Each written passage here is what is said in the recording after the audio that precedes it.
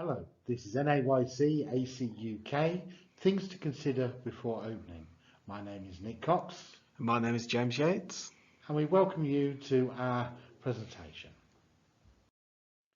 What to consider before opening. And we're following the National Youth Agency's guidelines, and their guidelines currently are Amber Alert at the moment, so the following activities are permitted at the Amber Readiness level.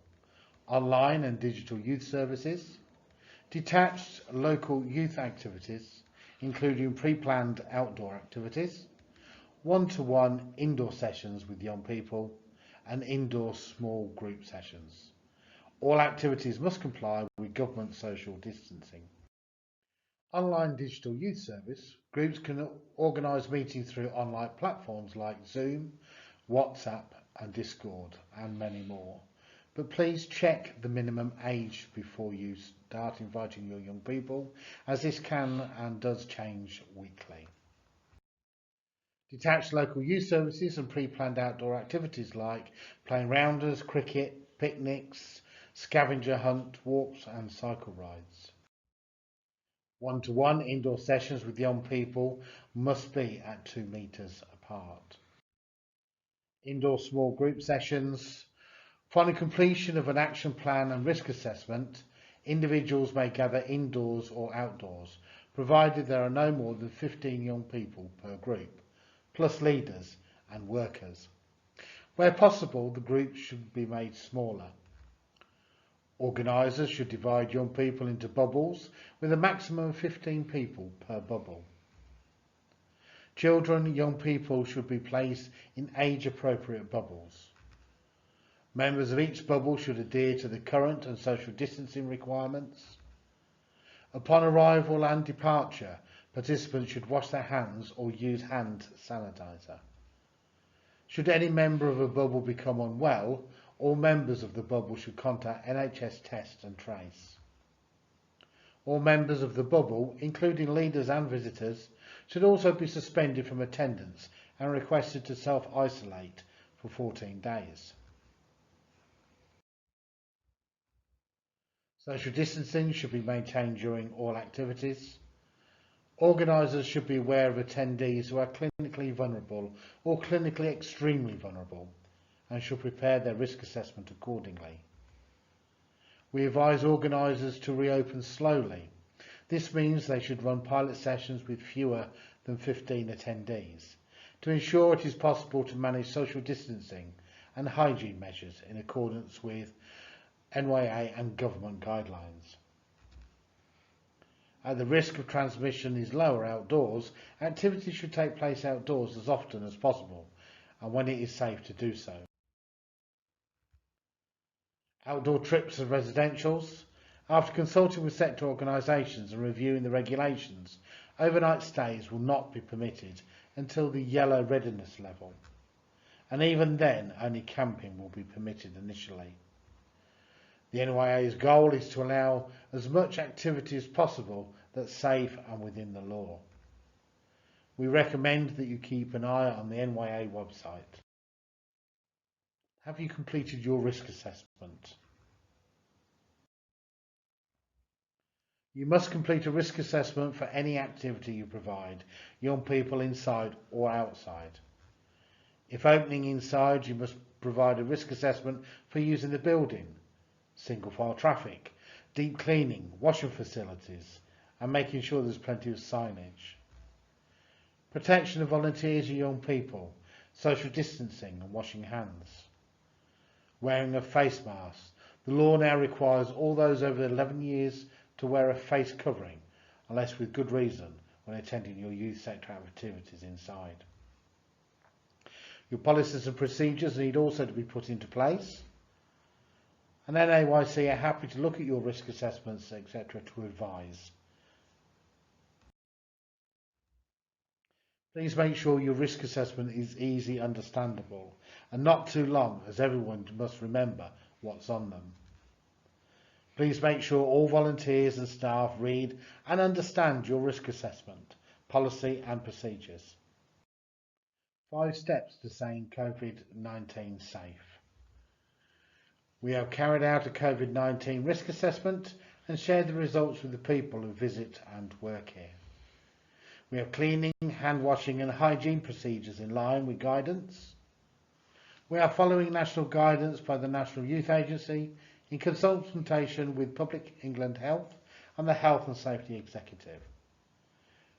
We have taken all reasonable steps to maintain current social distancing requirements. Where possible, cannot socially distance, we have done everything practical to manage transmission risk. Protecting people who are at high risk. Clinically vulnerable individuals who are at higher risk of severe illness and have been asked to take extra care in observing social distancing, these people should be helped to access youth provision. For clinically vulnerable workers, this may mean deployment to alternative duties for a period, or if clinically vulnerable, but not extremely clinically vulnerable, individuals need to attend sessions, they should be offered the option of the safest available on site.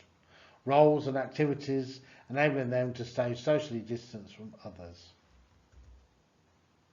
If there are any times that can't be socially distanced from others, you should carefully assess whether this involves an acceptable level of risk. Local lockdowns. While the guidance applies to England, you should always consider whether there is a local restriction in your place in your area. If you live or work in an area that is experiencing a local COVID-19 outbreak and where local restrictions have been imposed, different guidance and legislation will apply. Please consult the NYA website restriction page. There may be additional local restrictions guidance provided by your local authority, and it's worth consulting the Council's website for more detail. Reminder the following must be in place. 1. Assessment of the risk to workers, young people and the community can be safely managed. 2. Ability to meet core government guidance. 3. Effective safeguarding arrangements. 4. All children and young people should be safeguarded. 5. Enhanced cleaning arrangements are in place. 6. Ability to comply with social distancing requirements, which is underpinned by UK law. 7. The ability to ensure hygiene levels are maintained, including for frequent hand washing and cleaning with alcohol gel. Be flexible. Regulations will change and your processes will have to change each time. Be aware of local situations. Follow the NYA warning system to inform your practice. Keep reviewing what you do. Keep ongoing risk assessments. And don't panic. Keep good communication with young people, relevant venue committees. The risk to workers, young people and community being safely managed. Whether the most vulnerable in society can be effectively safeguarded. If you feel your local situation cannot be managed in a safe way, then you should not reopen until you have put sufficient measures in place.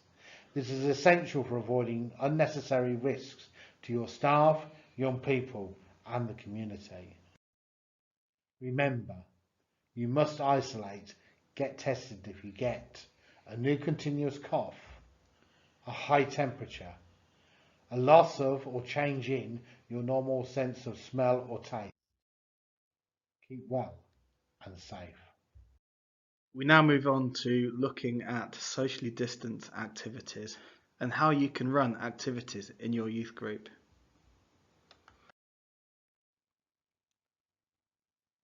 All activities need to be socially distanced in the group. Those in different households need to be at least 2 meters apart, with a minimum of 1 meter with mitigation, such as face coverings. Activities must be planned with this social distancing in mind. You need to consider the pinch points where social distancing may not be possible. Places like doors, queues, toilets, and one-way systems need to be put in place to mitigate this.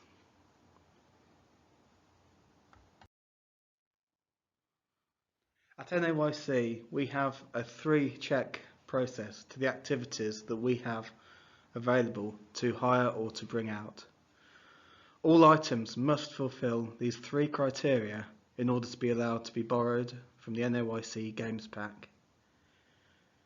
The equipment must be able to be thoroughly cleaned and disinfected before and after use. The activity must not require any close contact. The activity must not be a risk of transition. Of the 130 games and activities available in our Games Pack, this is a list that meet all of the 3 criteria.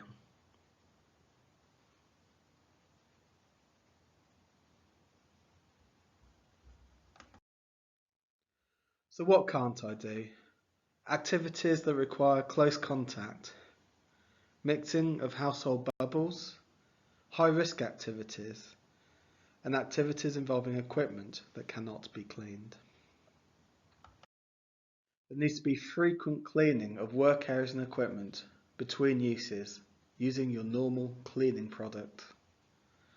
There needs to be frequent cleaning of objects and surfaces that are touched regularly, for example kitchens, sports and IT equipment. Workspaces need to be clear and waste needs to be removed and belongings need to be kept to a minimum. If you are cleaning after a known or suspected case of COVID-19, please refer to the specific guidance from Public Health England. Organisations will need to ensure good levels of hygiene are maintained.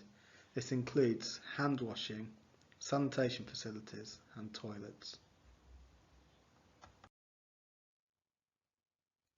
In England and Wales, face coverings are now required by law to be worn in shops, supermarkets, indoor transport hubs, shopping centres, banks, post offices, public transport, and most importantly to the youth work sector, community centres. The law now requires all those over the age of 11 to wear face coverings unless with good reason when attending all youth sector activities. We strongly recommend you wear a face covering in any enclosed public space where there are people you do not normally meet. Please be mindful that some individuals and groups have reasonable excuses for not wearing a face covering due to age, health or other conditions, and these are not always visible. Here at NAYC, we can help. Our role is to support youth and children's work across the county and beyond. We can offer advice and guidance. We're there at the end of a phone or an email for any questions. We can run activity visits, both in person and online. Our social media has tips and ideas, the latest guidance and training videos. We offer socially distanced and online events, and we offer training to all affiliated groups. For further advice and to check the latest advice, check the NYA website on www.nya.org.uk/guidance. And to affiliate to NAYC for ongoing support, visit our website at www.nayc.org and follow the links to affiliation. Thank you for watching our video. We hope it's been informative. We hope to see you soon.